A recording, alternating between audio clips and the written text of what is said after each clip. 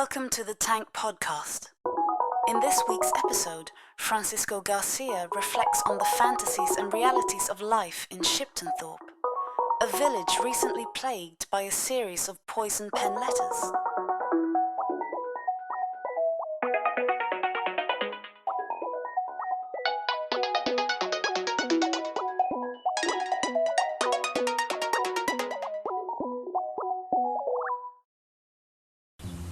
We've got the best. This is the best little city on earth.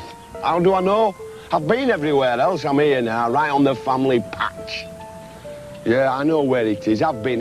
Nobody can tell me anything. I don't read Daily Mirror and so on. I go and have a look. I go and have a look, and I've lived in the forests of North America. I've lived in the outback of the Ivory Coast. I've lived in India. In my early 20s, I became briefly obsessed with toughest villages in Britain, a slice of prime, mid-noughties cultural effluence that originally aired on Sky One and has since attained a minor cult following on YouTube. The 5-part series documented life in several of the nation's most isolated and deprived communities, from Skinning Grove on the North Yorkshire coast to Grange Villa in County Durham to the extended extremities of rural South Wales. Potential viewers expecting hard-hitting social realist documentary will be disappointed. The tone is one of bawdy disgust at the uncouth or downright violent humanity on display. In Yorkshire, a gaggle of teenagers cluster around the camera. One offers up the story of his birth, with some goading from the unseen production team. Me man thought she needed the shit, then I popped out.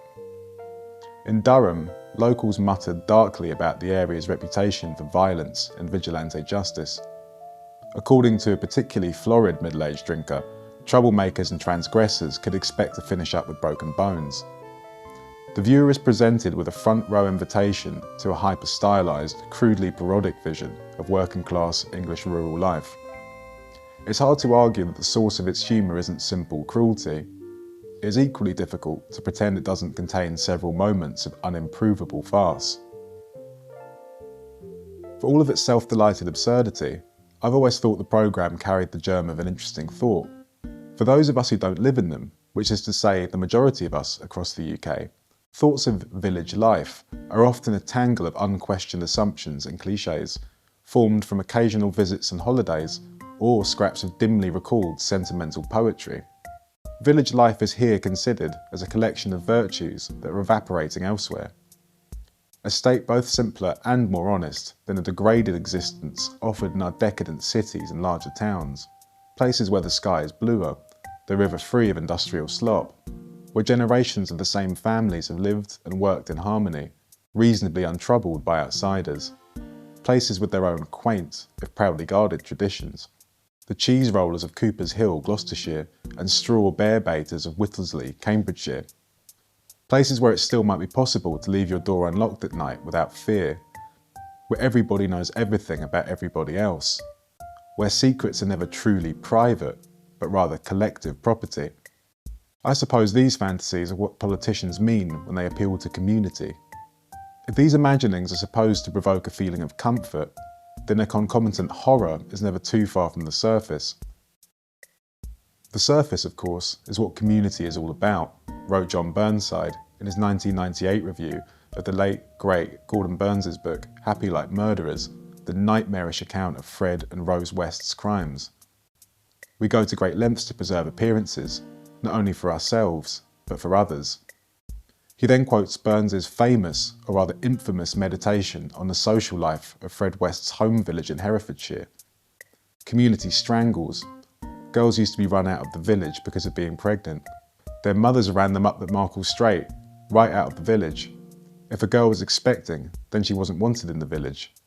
That was another thing that got him with village life, how hypocritical they could be. He had a strong inclination to be private and unobserved. Community throttles. These lines occurred to me when I came across reports of an outbreak of poison pen letters in Shiptonthorpe, a reasonably well-to-do village of around 500 in East Riding, Yorkshire.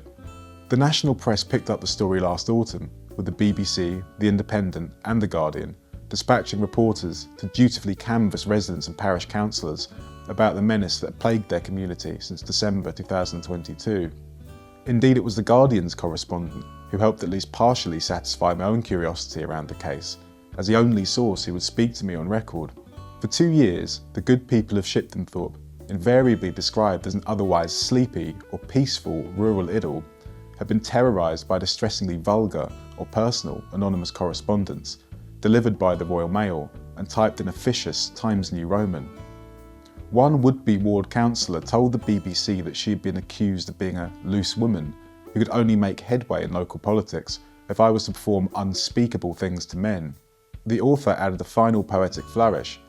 If she had any decency, she would turn herself out on the Beverley Westwood pasture with the rest of the cows. Others received notice about their partner's alleged infidelities, about how they should be honest with themselves and acknowledge their own humiliation, that they should refuse to turn away from the knowledge that could set them free. These were the letters signed from a caring friend. Not everyone was so lucky. One resident received a Christmas card simply labelling him a cunt. Another, a lengthy prayer that climate change and Yorkshire weather will deliver lots of rain so your house can be flooded again and again. Some were more violent still, their Joycean word ordering carrying previously unseen levels of vitriol. You're an ugly fat old cow who nobody likes. Most find you revolting. Everyone agrees you should rot in hell. You use up oxygen better used by decent people.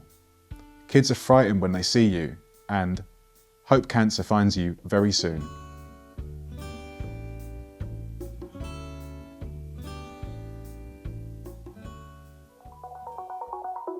To hear more podcasts from Tank, you can subscribe on all major podcast platforms or follow us on SoundCloud.